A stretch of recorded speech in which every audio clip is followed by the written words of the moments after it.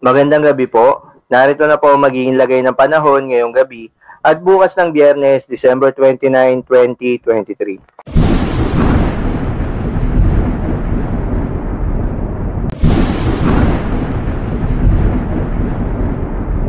Sa kasalukuyan nga ayon sa Pag-asa, patuloy pa ring umiiral itong northeast monsoon o hanging amihan sa malaking bahagi ng Luzon, partikular na sa northern at central Luzon. Habang itong easterlies o yung mainit na hangin galing sa karagatang Pasipiko ang patuloy na umiiral sa natitirang bahagi ng ating bansa. Narito ang mga lugar na apektado ng northeast monsoon ngayong gabi, kabilang na ang Batanes at Babuyan Islands, kaya asahan ng maulap na kalangitan na may mga pag-ulan, posible po ang mga pagbaha o pagguho ng lupa dahil sa katamtaman hanggang sa kung minsan ay malakas na pagulan.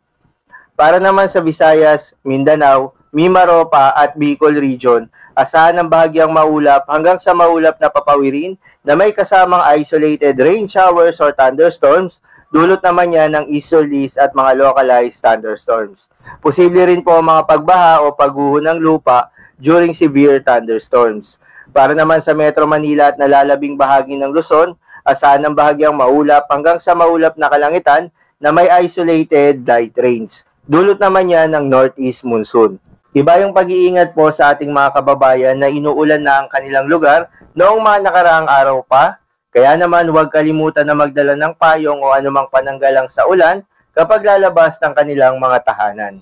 Magandang balita naman dahil walang binabantayan na low pressure area o bagyo sa loob at labas ng ating Philippine Area of Responsibility na maaaring makaapekto sa ating bansa within the next 2 to 3 days. Ibig sabihin, storm-free po tayo hanggang sa matapos ang taon na ito. Para naman sa lagay ng panahon bukas ng Biyernes, December 29, 2023, patuloy pa rin na nakakaapekto at umiiral itong northeast monsoon sa bahagi ng northern at central Luzon. Asahan ng maulap na papawirin na may kasamang mga pag-ulan.